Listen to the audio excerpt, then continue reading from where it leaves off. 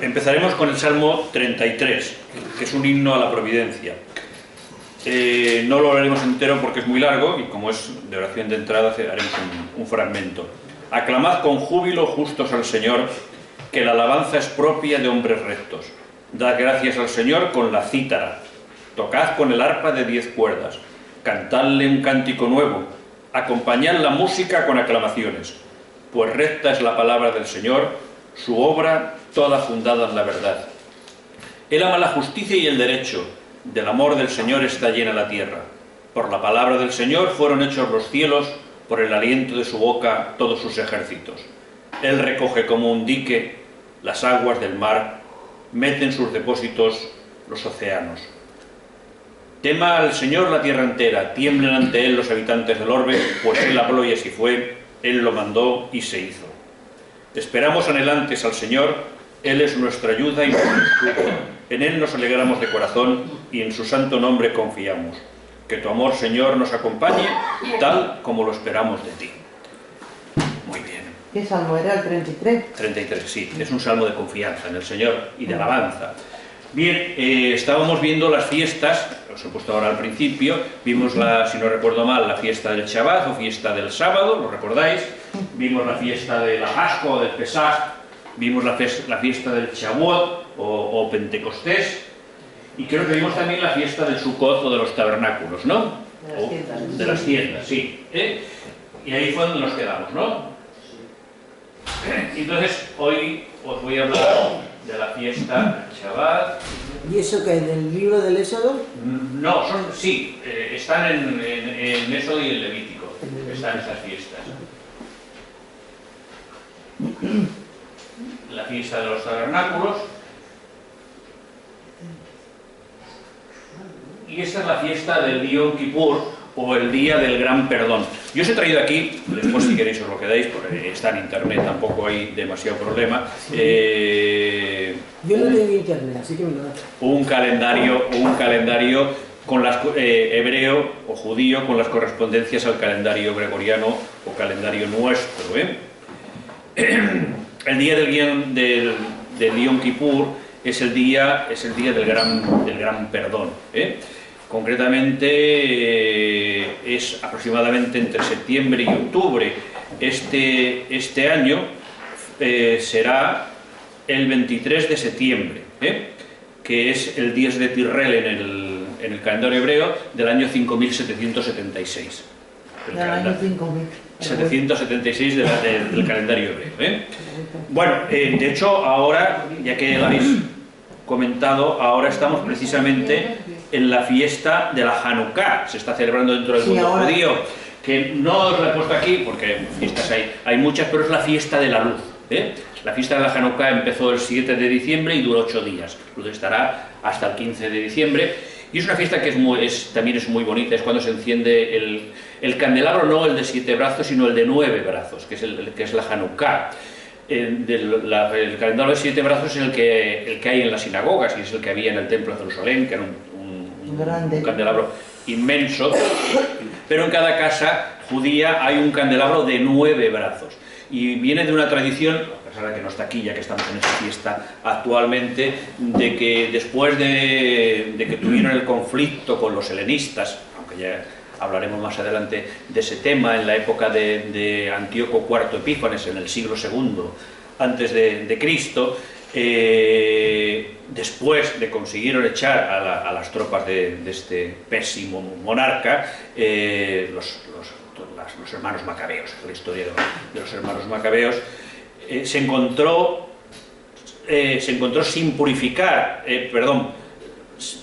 purificado un fuego del aceite, y se encendió para purificar el templo que había sido impurificado por Antíoco IV Epífanes, porque había puesto una estatua del emperador, una estatua de sí mismo, y había metido también una cabeza de cerdo para burlarse de los judíos, y concretamente había aceite para un solo día, pero duró 8 días. Y concretamente para celebrar esa fiesta de la purificación del templo en la época de los hermanos macabeos, después de Antíoco IV Epífanes, pues se enciende en cada casa ese candelabro que tiene ocho brazos más uno en el centro, que es de donde se coge el fuego. Es 8 más 1, que en realidad es 9. Es que en la segunda cadena Sí.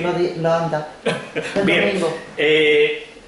yo quería ahora hablar de la fiesta del Yom Kippur, que es la fiesta del Gran Perdón, que es una fiesta muy importante y que, claro, una cosa es como la encontramos en los textos de la Biblia, incluso tanto en el Antiguo como en el Nuevo Testamento.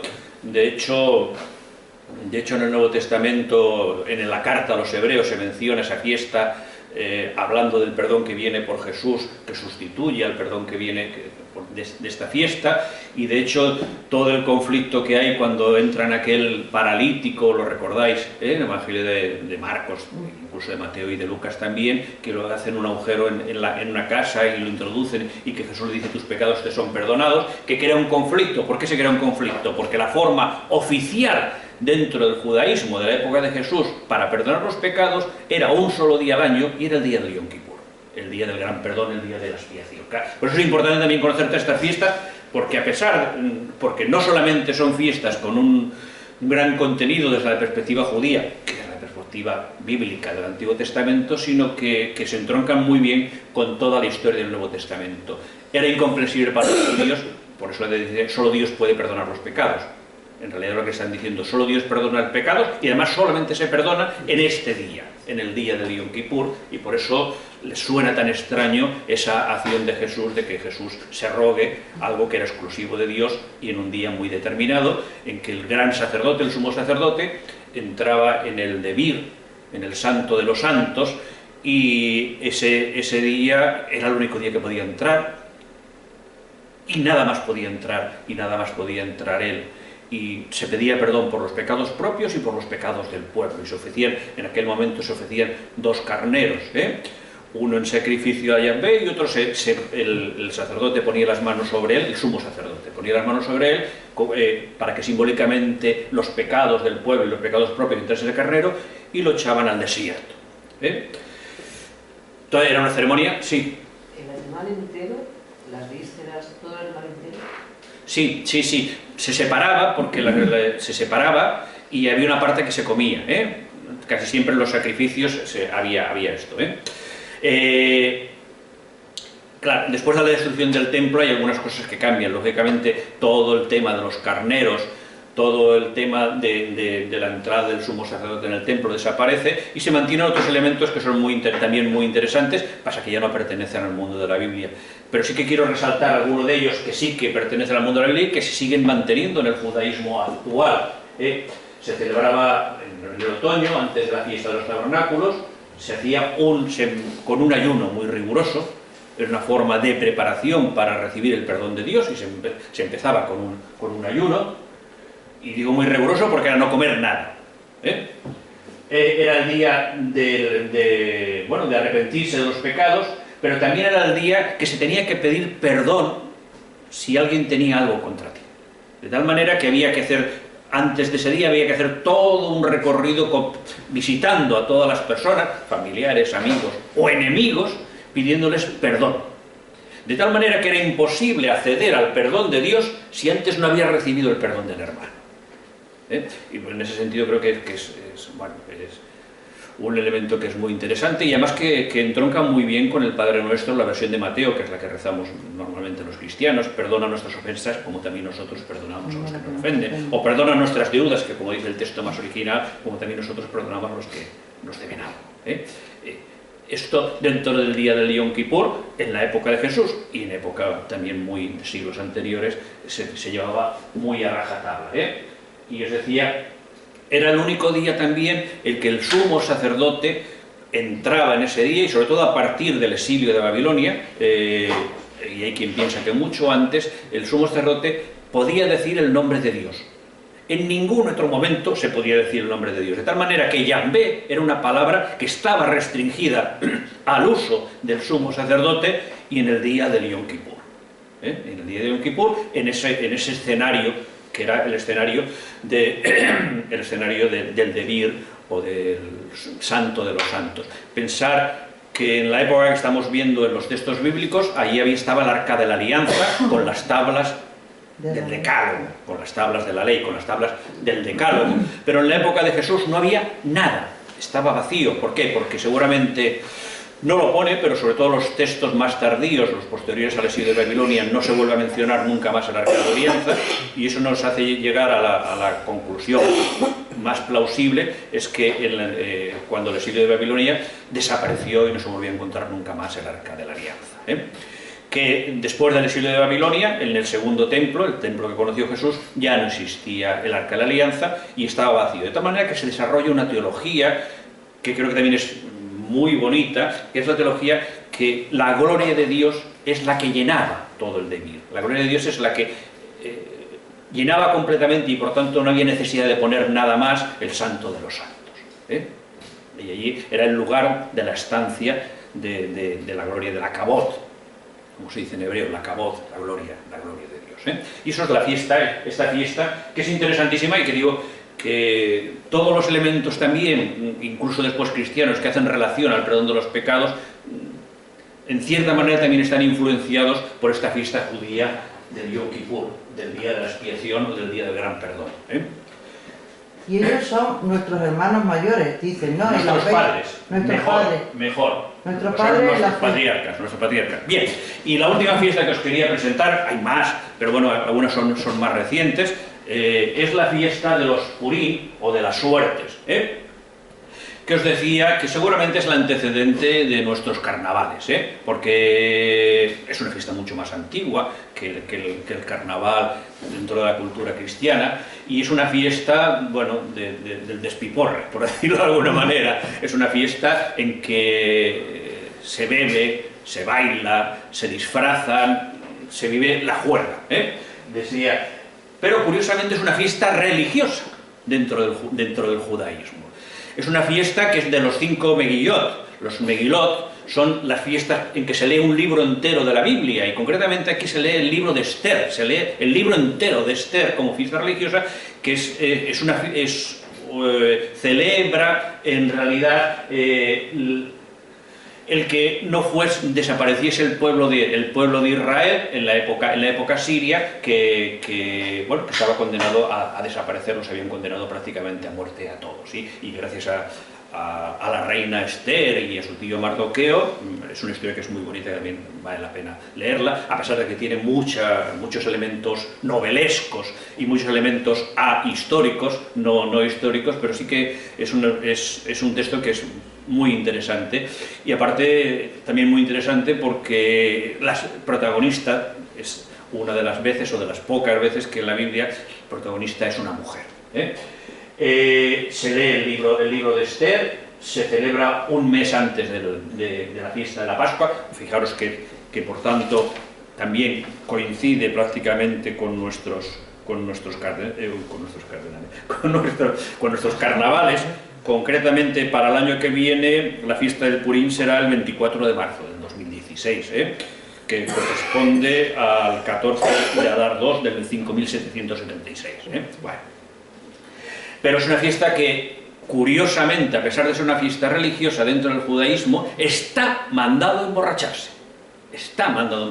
Aquí os he puesto incluso la cita, porque digo, hay alguno que dice, aquí está diciendo una tontería Javier, El Talmud de Babilonia, el Megilat 7b, dice: es obligación del hombre embriagarse en Purim hasta que no sepa distinguir entre maldito sea Amán y bendito sea Mardoqueo. El Amán es el que les quería haber condenado a muerte y al final él recibe. Dice, hasta que llega un momento, en hebreo son palabras que son muy similares, claro, en castellano no, pero dice, hasta que llega un momento que no sepas ni distinguirlo, ni verlo, la diferencia que hay entre una cosa y otra. Bueno, es una fiesta curiosa y es una fiesta que seguramente está en los antecedentes de nuestros carnavales. Para que veáis también, bueno, como una curiosidad que hay dentro del judaísmo.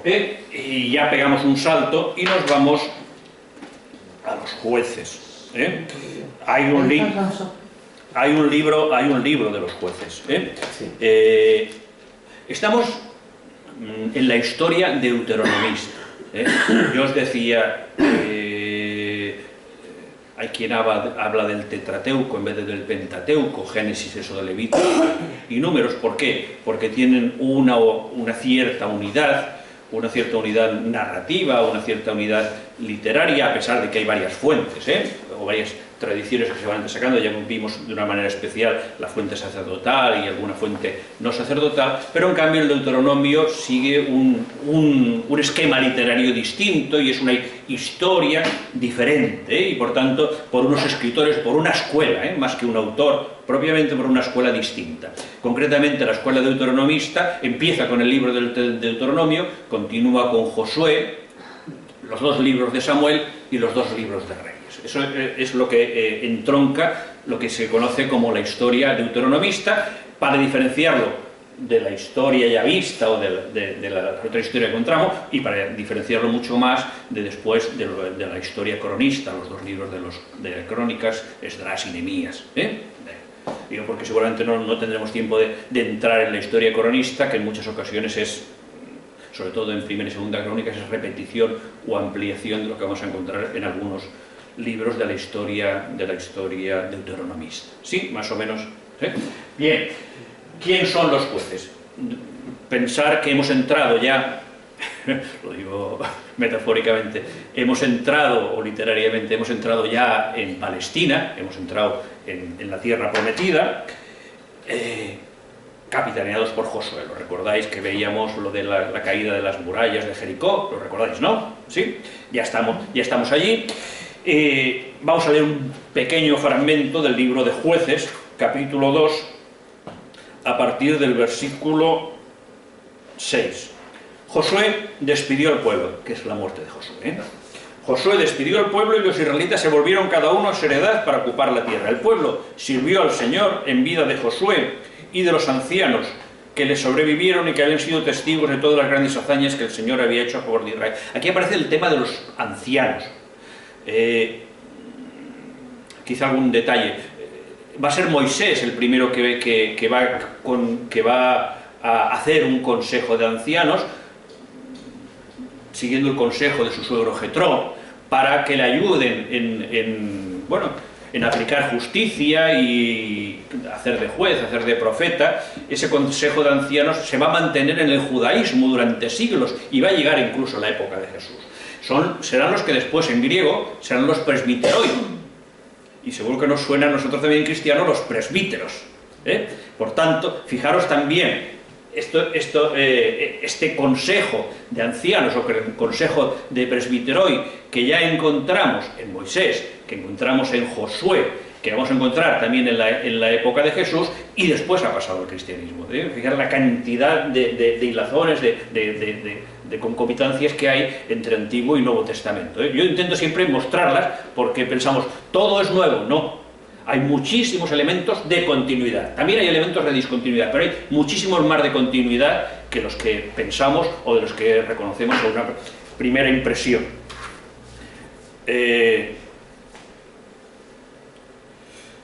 Josué, hijo de Nun, siervo del Señor, murió a la edad de 110 años. Fijaros que sigue siendo muchos años, pero que ya es bastante menos que los prediluvianos. ¿Lo veis? Lo enterraron en el término de su heredad, en Timná Jerez, en la montaña de Efraín, al norte del monte Gaas.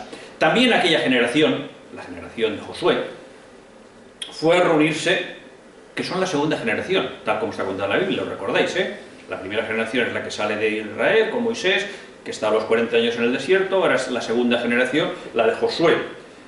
También aquella generación fue a reunirse con sus padres y le sucedió otra generación, aquí está hablando de una tercera generación, que no conocía al Señor, ni lo que había hecho por Israel. Fijaros que es muy similar a la historia que contó Egipto, ¿verdad que sí? Al menos utiliza expresiones muy similares.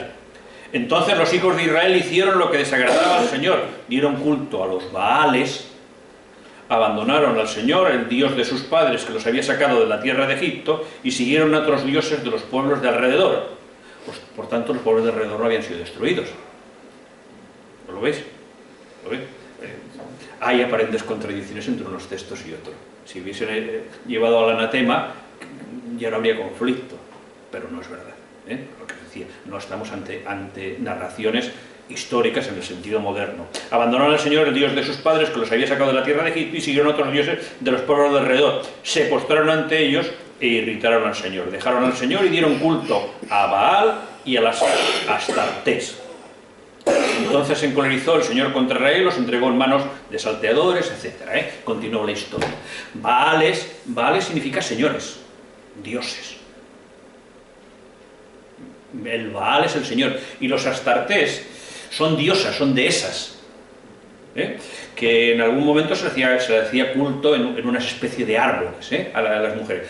En casi todos los cultos, en casi todos los pueblos de alrededor había cultos a dioses y cultos a dehesas, y que de hecho va a querer hacer también un hueco en la historia del pueblo de Israel. Os decía, el pueblo de Israel durante mucho tiempo es politeísta, y en este caso es politeísta tanto de dioses como de diosas, como de dehesas, si queréis. Cada vez viven más con tribus, no existe aún la monarquía, os he puesto ahí de los jueces a la monarquía, y entonces van a aparecer unos dirigentes del pueblo, unos supermanes, diríamos hoy en día, que son unos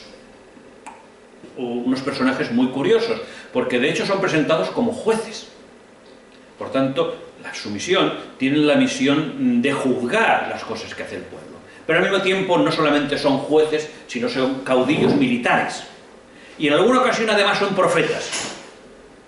Qué mezclas más extrañas. Estamos aún en unos primeros tiempos, y por tanto aún no hay una división exactamente de funciones, de tal manera que bueno, estos personajes son los que van a caudillar en épocas difíciles al pueblo de Israel, pero que bueno, va a ser una época que tampoco van a conseguir demasiadas cosas, porque son unos caudillos que son también muy efímeros.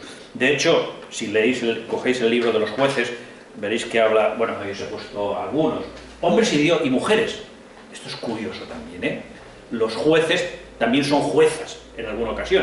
Al menos nos ha llegado el nombre de una, El nombre de una y el nombre de otra que también la ayuda en algún momento, que es Yael, y concretamente la mujer es Débora, Es un nombre muy curioso. Veremos la historia de Doniel, la historia de Ehud, los podéis leer, de Sangar, que son menos conocidos, y seguro que es muchísimo más conocido algunas historias como la de Gedeón o como la de Sansón, no suenan mucho más porque son textos que sí que estamos acostumbrados más a escucharlos en la liturgia. En cambio los otros, bueno, algunas veces son incluso historias muy breves. Yo me voy a fijar, no tenemos mucho tiempo, pero me voy a fijar nada más en dos personajes, y el primero que va a ser lógicamente la mujer, Débora, porque es un personaje también muy curioso, de la que también se vale, que va a ser profeta, va a ser jueza y va a ser jefa militar. Curiosamente, una mujer que tenga tantas funciones dentro ¿Pero esto es así reconocido? Sí.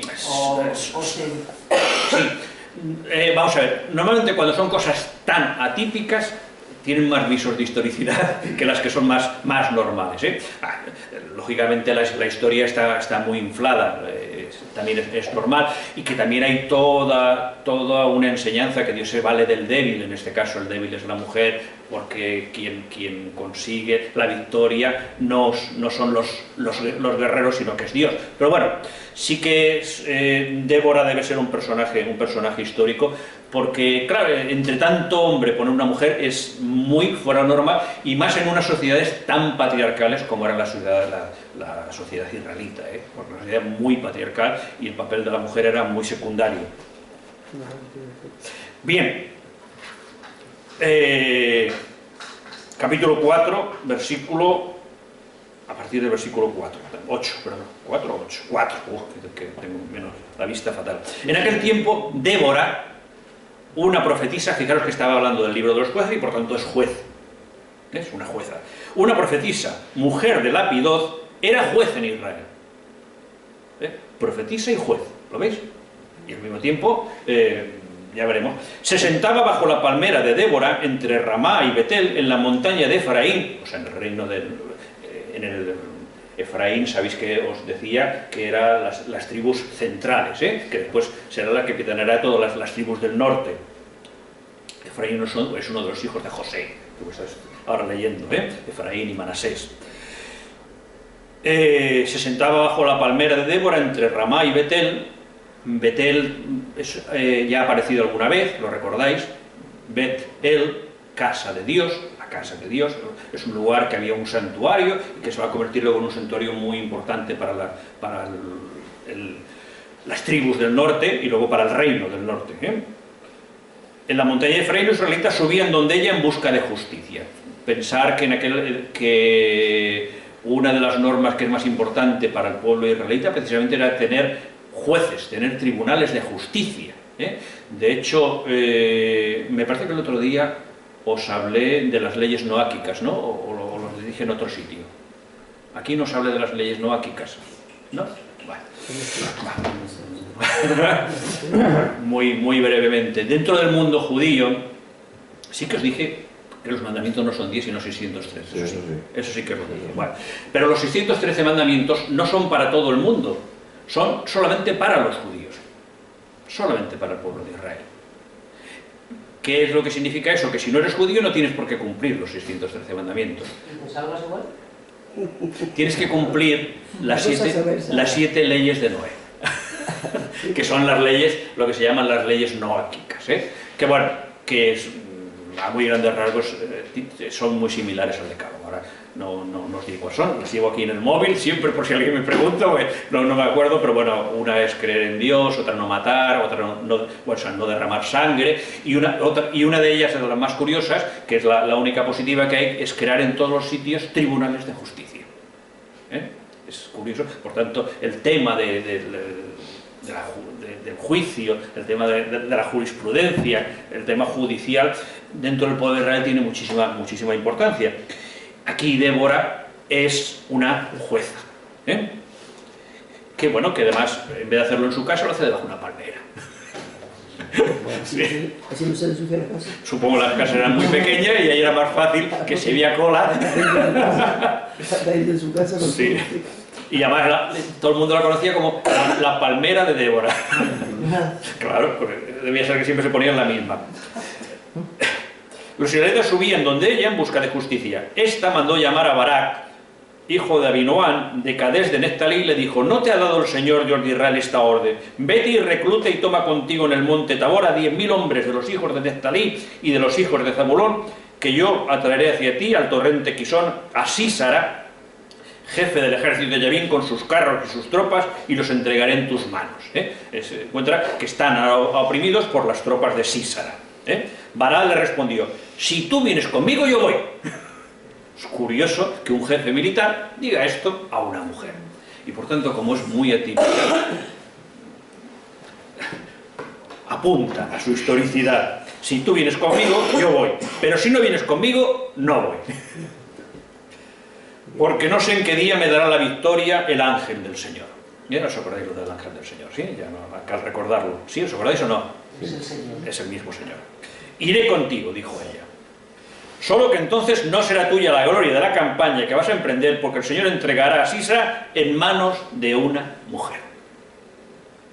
Débora se levantó y marchó con Barak a Cadés, y Barak convocó en Cadés a Zabulón y Neftalí, subieron tras él 10.000 hombres, y Débora se subió con él. Bueno, pues habla de toda la batalla, una batalla que es complicada, pero curiosamente la muerte de Sísara vuelve a entrar en escena también otra mujer. Salto al versículo 17 del capítulo 4, pero Sísara huyó a pie, están perdiendo la guerra, o la batalla mejor, y huye el general del ejército. Huyó a pie hacia la tienda de Yael. Yael es una mujer, es un nombre de mujer, mujer de Heber el Kenita, porque reinaba la paz entre Yabín, rey de Jasor, y la casa de Heber el Kenita. Yael salía al encuentro de Sísara y le dijo: entra, señor mío, entra en mi casa, no temas. Y entró en su tienda y ella lo tapó con un cobertor. Él le dijo: por favor, dame de beber un poco de agua porque tengo sed. Ella abrió el odre de leche, le dio de beber y lo volvió a tapar. Él le dijo: estate a la entrada de la tienda y si alguno viene te pregunta y te dice: ¿hay alguien aquí?, respóndele que no. Muy valiente. Pero Yael, mujer de Heber, cogió una clavija de la tienda, tomó el martillo en su mano se lo acercó callando y le hincó la clavija en la sien hasta clavarla en tierra. Él estaba profundamente dormido, agotado de cansancio y murió. Bueno, muy bestias, son muy bestias. Son... La verdad, es en una época que todo valía. Y en este caso, os decía, curiosamente, esta batalla la consiguen vencer gracias a que se convierte en general a que esta profeta y jueza que es Débora, y por otro lado a la acción de otra mujer que es Yael, que es muy parecido a Joel, ¿lo recordáis? Bueno, ahora lo entraremos, tiene alguna referencia. Y en el capítulo 5, es un cántico un poquitín largo, está el cántico de Débora, que es un cántico precioso, es un cántico salmódico, muy parecido a un salmo, que está considerado el cántico más antiguo del Antiguo Testamento. Es un cántico, bueno, además tiene elementos muy curiosos. Leeré un poquito, nada más un poquito, porque yo os invito a leerlo entero. Es todo el capítulo 5, y por tanto eso es largo, tiene 31 versículos que lógicamente ahora no leeré todo. Aquel día Débora y Barak, hijo de Abinoam, entonaron este cántico. Aquí introducen la figura del hombre para darle más fuerza, pero el cántico es más conocido como el cántico de Débora. Cuando Israel se suelta la cabellera, cuando el pueblo se ofrece voluntario, bendecid al Señor, escuchad reyes, prestad oído príncipes, al Señor voy a cantar, tocaré el salterio para el Señor Dios de Israel. Cuando salistes de Seir, Señor, cuando avanzastes por los campos de Edom, tembló la tierra, gotearon los cielos, las nubes en agua se fundieron.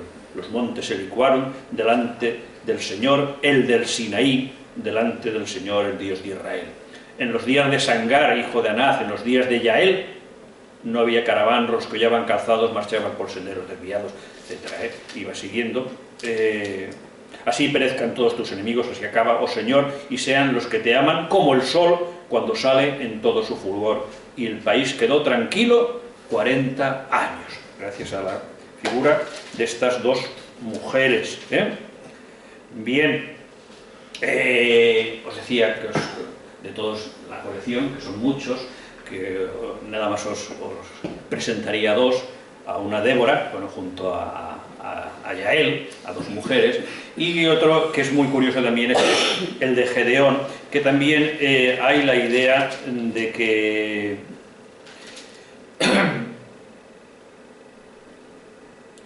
que la victoria es de Dios y no de los ejércitos. Esta va a ser una máxima, va a ser muy repetitivo esta idea en todos los textos bíblicos de que en realidad quien gana no son los ejércitos. Cuando consiguen la libertad no es por tener muchas armas, sino por la acción de Dios. Lógicamente está dentro de una narración y dentro de una narración bélica de la época, y que los elementos crueles, cruentos y no son ajenos, porque no es ajeno a la literatura de esta época. Nosotros nos puede dar un cierto repelús, pero estoy seguro que si alguien narrase algunas cosas de las guerras actuales y las narrase con detalle, también se nos pondrían los pelos de punta. Pasa que no se hace. Capítulo 7, nada más veremos también un fragmento. Madrugó Jerubbaal, o sea Gedeón, así como todo el pueblo que estaba con él, y acampó junto a En-Jarad, el campamento de Madián que daba al norte del suyo, al pie de la colina de Moré en el valle. El Señor dijo a Gedeón: demasiado numeroso es el pueblo que te acompaña para que entregue yo a Madián en sus manos. Es una guerra contra Madián en este caso. No se vaya a enorgullecerse Israel de ello a mi costa diciendo: mi propia mano me ha salvado. Es decir, la idea que no son los ejércitos los que consiguen la victoria. Ahora pues pregunta esto, oídos del pueblo: el que tenga miedo y tiemble, que se vuelva y mire desde el monte Gilboa. 22.000 hombres de la tropa se volvieron. Muy buena. Y quedaron 10.000. Pero 22.000 se volvieron. Nada más le digo que tenga miedo y tiemble. El Señor dijo a Gedeón: hay todavía demasiada gente. Hazles bajar al agua y allí te los pondré a prueba. Aquel de quien te diga que vaya contigo, ese irá contigo. Y aquel de quien te diga que no vaya contigo, no ha de ir. Gedeón hizo bajar la gente al agua, y el Señor le dijo: a todos los que lamieron el agua con la lengua como lame un perro, los pondrás a un lado, y a todos los que se arrodillaron para volver, los pondrás al otro. el número de los que lamieron el agua, llevándose con las manos a la boca, resultó ser de 300. Todo el resto del pueblo se había arrodillado para beber. Entonces dijo Yahvé a Gedeón: con los 300 hombres que han lamido el agua, os salvaré. Bueno, hay todo un simbolismo, ¿no? El no arrodillarse.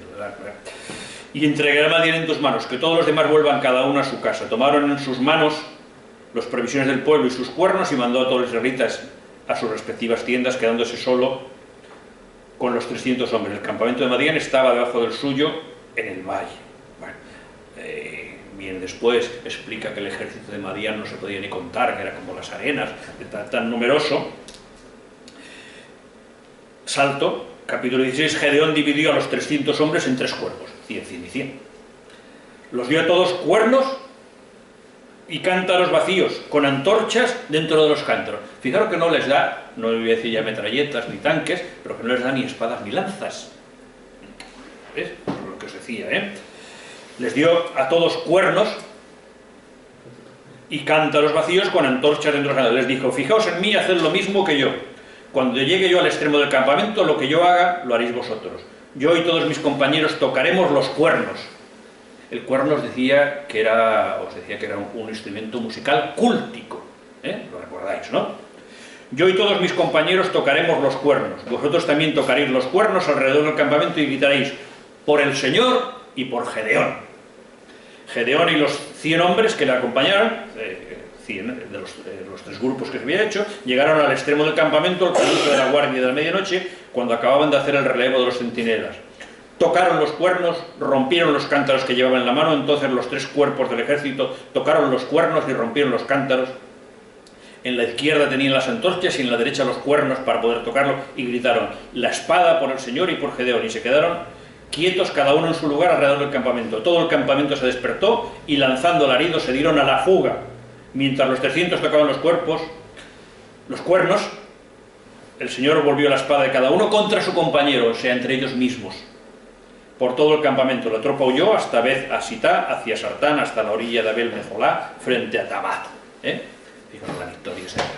¿Sí? ¿Lo veis? Es lo que intenta subrayar todos los textos narrativos, y este es uno en concreto.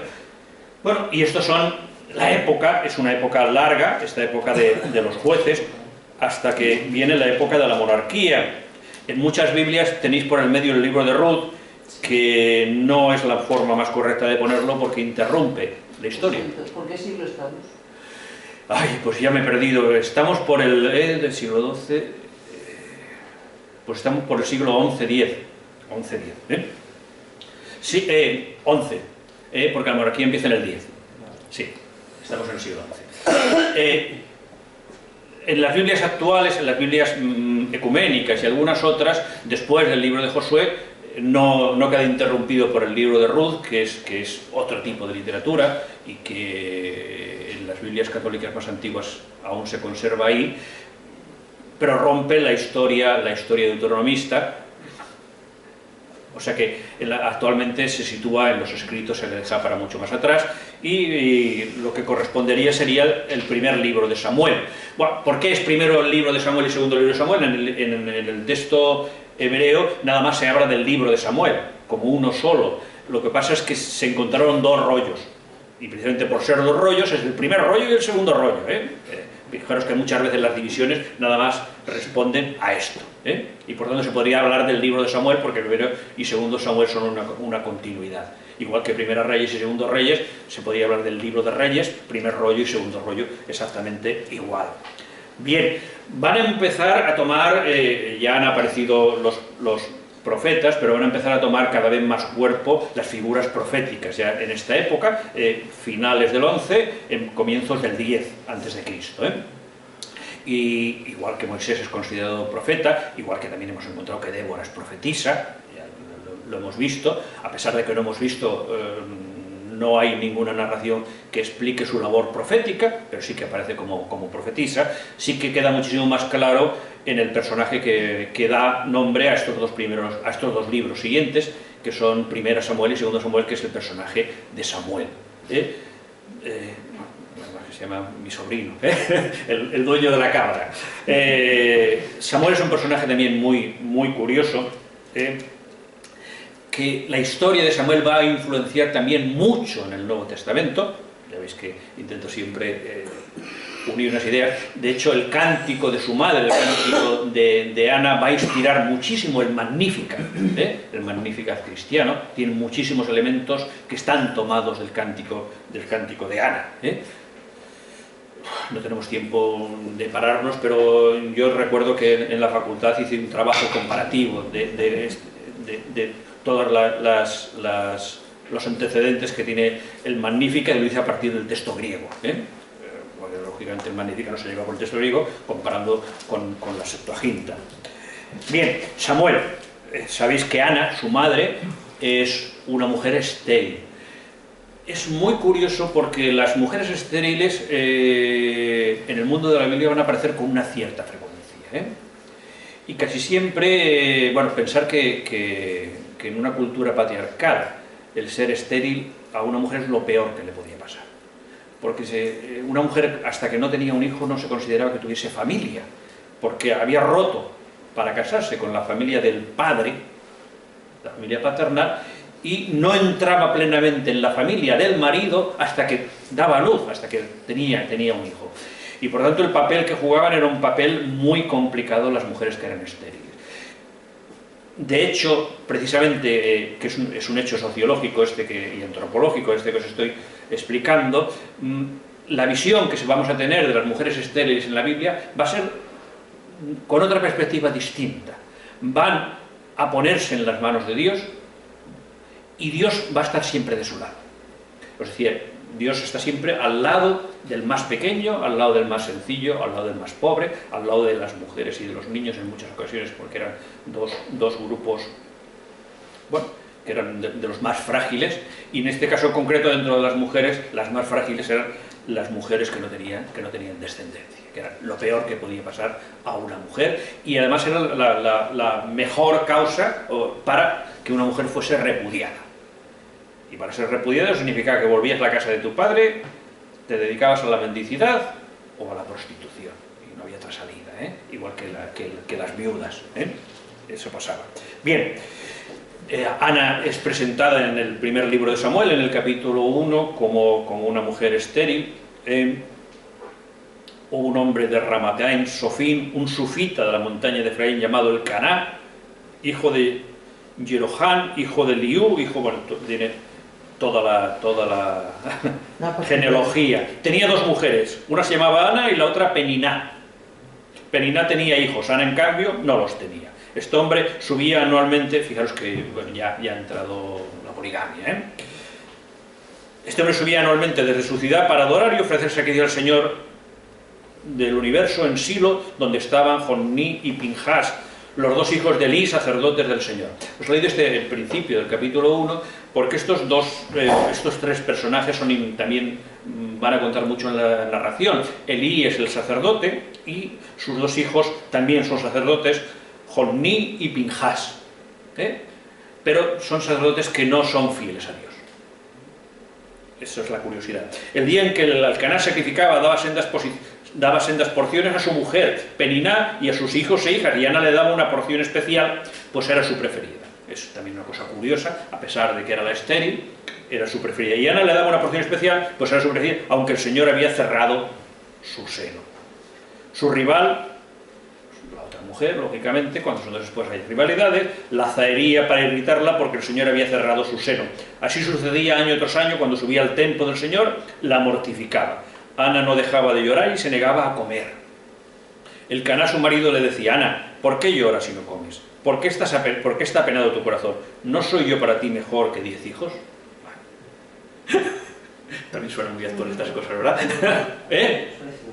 Sí. Tras haber comido y bebido en Silo, Ana se levantó. El sacerdote Elí, que decía, estaba sentado en su silla contra la jamba de la puerta del santuario del Señor. Llena de amargura como estaba, oró al Señor, llorando sin consuelo, hizo un voto al Señor. Señor del universo, si te dignas mirar la aflicción de tu sierva y te acuerdas de mí, si no te olvidas de tu sierva y le das un hijo varón, también era muy importante que el hijo primogénito fuese varón, yo lo entregué, incluso en nuestra cultura a veces sigue pasando, no hemos avanzado tanto. Yo lo entregaré al Señor por todos los días de su vida y la navaja no pasará por su cabeza. Será un nazario. ¿Lo recordáis? Bien, salto. Se ve un salto. Al versículo 19. Se levantaron de mañana y después de haberse postrado ante el Señor, regresaron a su casa en Ramá. El Cana se unió a su mujer Ana, conoció a su mujer Ana, es decir, lo del conocimiento, ¿lo recordáis? Y el Señor se acordó de ella, concibió a Ana y llegado el tiempo dio a luz un niño a quien llamó Samuel, pues pensó, se lo he pedido al Señor. De tal manera que Samuel, la etimología va en esa dirección, como don de Dios.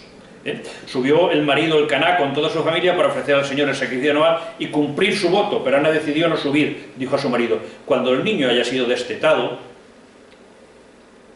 entonces lo llevaré, seré presentado al Señor y se quedará allí para siempre. El Caná, su marido, le respondió, haz lo que mejor te parezca, quédate hasta que lo destetes, lo destetes, y que el Señor cumpla su palabra. Se quedó por la mujer y amamantó a su hijo hasta su destete, que normalmente eran los 3 años, en esta época. Cuando lo hubo destetado, lo subió consigo, llevando además un novillo de 3 años, una medida de harina y un odre de vino. Y viene luego el cántico de Ana. Vamos a leerlo, o al menos una parte. Sí, no, tiene 10 minutos. Sí, lo que pasa es que yo quería avanzar más, pero bueno. Ya lo leeremos nosotros. Entonces Ana dijo esta oración, mi corazón se regocija en el Señor, mi fuerza se apoya en mi Dios, mi boca se burla de mis enemigos porque he gozado en tu socorro. No hay santo como el Señor, porque nadie hay fuera de ti, mi roca como nuestro Dios. No multipliquéis palabras altaneras, no salga de vuestra boca la arrogancia. Dios de sabiduría es el Señor, Él juzga a las naciones. Continúa, pega un salto. Levanta del polvo al humilde, para que veamos que la cantidad de cosas que tiene comunes con el maní. Levanta del polvo al humilde, alza del muladar al indigente, para sentarlo al lado de los nobles y darle en heredad trono de gloria. Pues del Señor son los pilares de la tierra y sobre ellos ha sentado el universo. Guarda los pasos de sus fieles, y los malos perecen en tinieblas, pues no por la fuerza triunfa el ser humano. El Señor quebranta a sus rivales, el Altísimo truena desde el cielo, el Señor juzga los confines de la tierra, da pujanza a su rey, exalta el poder de su ungido. Bien, ese es el cántico, parte del cántico, me pega un buen salto. Ahora lo que hace es una presentación de los hijos de Elí, del sacerdote. Dice, los hijos de Elí eran unos malvados, que no conocían al Señor ni las normas de los sacerdotes respecto al pueblo. Cuando alguien ofrecía un sacrificio, venía el criado del sacerdote mientras estaba cociendo la carne, con el tenedor de 3 dientes en la mano, lo hincaba en el caldero a la olla, en la cacerola o el puchero, y el sacerdote se quedaba con todo lo que sacaba del tenedor. O sea, la gente lo ofrecía para el Señor y ellos se daban el banquete padre. Bueno. ¿Qué? Y qué bien explicado, además. Sí. A mí me da pena que estos textos no se suelen leer en la liturgia, que son textos que como no los leamos aquí o luego los leamos en casa, se pierde. ¿Por qué? Porque cuando normalmente en la liturgia se habla de la vocación de Samuel y se habla de la llamada de Samuel, pero cuando a alguien se le llama en la Biblia es para algo. Y eso, pues, es algo que no se lee nunca. Y que pienso que es un error que se tiene que subsanar, y por eso no caeremos aquí en este error. ¿Por qué? Está presentando una situación, y la situación es que eran los sacerdotes que había en Israel, eran unos sinvergüenzas, que estaban estafando al pueblo, que no estaban cumpliendo con su función. Ese es el problema. Y entonces, por tanto, Dios va a surgir un profeta para solucionar esa situación. No le llama porque sí, porque quede bonito, sino porque hay una situación concreta de injusticia, hay una situación concreta de injusticia por un lado porque están engañando al pueblo y de injusticia por otro lado porque no están cumpliendo tampoco los deberes que tienen como sacerdotes. O sea, que ya veis que siempre se ha cocido habas. Pega un salto al capítulo 3. El niño Samuel servía al Señor a las órdenes de Elí. Y el texto más conocido, pero lo leeremos entero, cosa que no se suele hacer en la liturgia. El niño Samuel servía al Señor a las órdenes de Elí. En aquel tiempo escaseaba la palabra del Señor. Es muy bonito. En aquel tiempo escaseaba la palabra de Dios. Que no escaseen en nuestras vidas, en nuestras comunidades, la palabra de Dios. Además es muy... En aquel tiempo escaseaba la palabra del Señor. Y no eran corrientes las visiones. No había profecía, no había profetas. que son los que proclaman la palabra del Señor. Cierto día estaba Elí acostado en su habitación, sus ojos iban apagándose y ya no podía ver. No estaba aún apagada la lámpara de Dios. Samuel estaba acostado en el santuario del Señor, donde se encontraba el arca de Dios, el arca de la alianza, ¿lo recordáis? El Señor llamó a Samuel. Él respondió, ¿qué quieres? Y corrió donde Elí diciéndole, aquí estoy, ¿me has llamado? Pero Elí le contestó, yo no te he llamado, vuelve a acostarte. Él se fue y se acostó, volvió a llamar el Señor a Samuel. Se levantó Samuel y se fue donde Elí diciendo, aquí estoy, ¿me has llamado? Es conocido, ¿verdad? Elí le respondió, yo no te he llamado, hijo mío, vuelve a acostarte. Aún no conocía Samuel al Señor, pues no le había sido revelado la palabra del Señor. Por tercera vez llamó el Señor a Samuel, él se levantó, fue donde Elí y le dijo, aquí estoy, ¿me has llamado? Comprendió entonces Elí que era el Señor quien llamaba al niño y dijo a Samuel, vete y acuéstate, y si te llaman dices, habla Señor, que tu siervo escucha. Samuel se fue y se acostó en su sitio, es un relato de vocación clarísimo, habla Señor, que tu siervo escucha. Vino el Señor, se paró y llamó, como las veces anteriores, Samuel, Samuel. Dios siempre llama por el nombre. Todos los relatos de vocación que encontramos en la Biblia hay una llamada por el nombre. ¿Os acordáis del de Moisés? ¿Verdad? Moisés, Moisés, desde la zarza ardiendo. Samuel, Samuel, respondió Samuel, habla Señor, que tu siervo escucha. Y normalmente lo dejamos aquí, pero continúa el texto. Dijo el Señor a Samuel, voy a ejecutar una cosa tal en Israel que a todo el que la oiga le zumbarán los oídos. Ese día cumpliré contra Elí, contra el sacerdote, todo cuanto he dicho contra su casa desde el principio hasta el fin. Yo ya le he anunciado que yo condeno a su casa para siempre, porque sabía que sus hijos vilipendiaban a Dios y no los ha corregido. Por esto juro a la casa de Elí que ni sacrificio ni oblación, o sea, el culto, ni sacrificio ni oblación espiarán jamás la iniquidad de la casa de Elí. Más importante es la justicia que el culto. Samuel siguió acostado. Por la mañana abrió las puertas del santuario del Señor. Samuel temía contar la visión a Elí. No lo va a tener, si era un niño y tenía que decirle, Dios te ha condenado. Pero este le llamó Samuel, hijo mío. Él respondió, ¿qué deseas? Y le preguntó, ¿qué te ha dicho? No me ocultes nada. Que Dios te castigue sin medida si me ocultas algo de lo que te ha dicho. Entonces Samuel le contó todo sin ocultarle nada. Y él le dijo, Él es el Señor, que haga lo que bien le parezca. Samuel crecía. ¿Verdad que nos suena también lo de Jesús, del Evangelio de Lucas? Samuel crecía, el Señor estaba con él y no dejó caer en tierra ninguna de sus palabras, ninguna. No dejó caer en tierra la palabra de Dios. Todo Israel, desde Dan hasta Berseba, supo que Samuel estaba acreditado como profeta del Señor. El Señor continuó manifestándose en Silo, porque en Silo se revelaba el Señor a Samuel mediante la palabra del Señor. Mirad lo reiterativo que es la palabra del Señor. Decía, bueno, Samuel es un personaje muy importante, tiene una vocación profética, y la vocación profética es poner orden en el culto, es poner orden, incluso el condenar esa injusticia que hay. Samuel le va a tocar también, no he cambiado.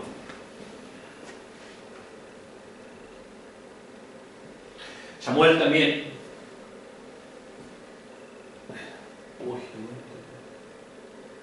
ostras, en el ordenador se veía muy bien, pero aquí se pierde. El fondo está blanco y la letra también. Sí, pero aquí se ha perdido. Bueno, es igual. Samuel también nos va a darnos el primer paso para la entrada de la monarquía. Os decía, por eso estamos a finales del siglo XI, y va sobre todo es a partir del capítulo 8 del primer libro de Samuel, que el pueblo va a pedir un rey. De hecho, desde un punto de vista político, desde un punto de vista sociológico, tiene su lógica el que pidan un rey. ¿Por qué? Porque seguían siendo tribus, a pesar de que habían entrado y de que en teoría tendría que haber unidad entre ellos, la verdad es que no la hay. Cada uno hace lo que le peta, y que en muchísimas ocasiones había muchas dificultades. Los sacerdotes no terminaban de cumplir. Aquí está Elí y sus dos hijos como un ejemplo clarísimo. Y al mismo tiempo, claro, lo de los jueces es una cosa que también dura un cierto tiempo, y están pidiendo un rey. Curiosamente, lo veremos mejor ya la semana que viene, porque ya nos queda un minuto, pero quizás lo anticipo. Nos vamos a encontrar con dos tradiciones distintas en el libro de Samuel, que también el redactor final no ha tenido ningún problema. Nos vamos a encontrar con una corriente monárquica y con una corriente antimonárquica, y que además los textos se van a fusionar uno con otro, y el narrador no le pareció que hubiera contradicción en eso. Bueno, yo siempre digo, nosotros los occidentales vemos contradicciones en todas las cosas. En el mundo oriental las cosas no terminan de funcionar así. ¿Qué es lo que ocurre? Que hay, de hecho, en el mundo de la Biblia hay ese equilibrio de los posibles ventajas que tenía el tener un monarca, que en cierta manera pusiese orden, pero también las desventajas y los peligros que había el tener también un rey.